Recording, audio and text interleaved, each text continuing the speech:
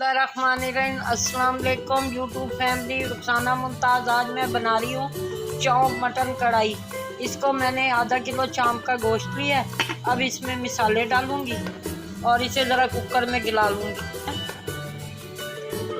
अब इसमें मैं मसाले डाल रही हूँ। ये 2 बड़ी मोटी मिर्च के 2 चम्मच डालूँगी। 1/2 चम्मच हल्दी डालूँगी। 1 चम्मच नमक की डालूँगी।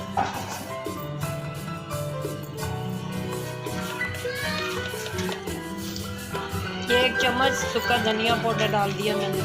ये 2 अदद बड़े टमाटर काट के डालें। ये लहसुन अदरक का पेस्ट 1 बड़ी चम्मच डाल दी।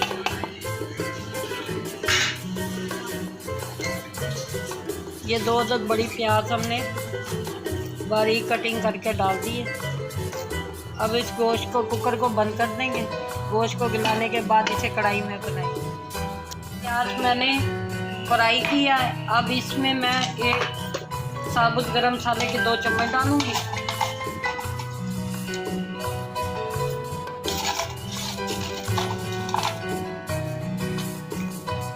अब इसको ब्लेंड करूंगी। ये भी कौरमे के लिए बना रहे हैं। और ये देखें नाज़रीन, मैंने कुकर से सालन निकाल लिया। ये हमारा गोश्त अच्छी तरह गल गया मसालों में। अब इसमें और मसाले डालते हैं। सबसे पहले ये ब्राउन प्याज डालेंगे। गरम मसाला और ब्राउन प्याज को मैंने ब्लेंड किया, ये डालेंगे। इससे ग्रेवी अच्छी बनेगी। अब इसमें हम दही डालेंगे। ये 1 प्याला मैंने दही रखा है। अच्छी तरह हम बुनाई करेंगे। फिर इसमें ऑयल डालते हैं।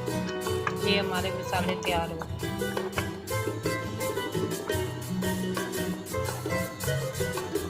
नाज़रीन, ये हमारी कढ़ाई तैयार हो चुकी है। ये मैंने इसमें आलू भी ऐड किए हैं।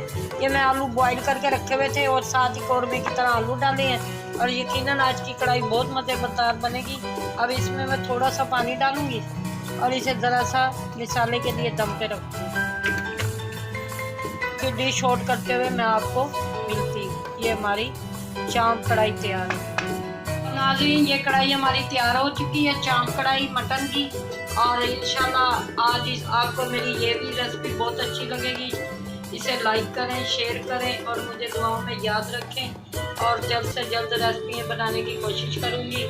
और इस शेर के साथ आज मैं ये रेसिपी ऐड करती हूँ। खुद ही को कर बुलंद इतना कि हर तदबीर से पहले खुद खुदा बंदे से पूछे, बता तेरी रज़ा क्या है। अब मुझे इजाज़त दें। अल्लाह।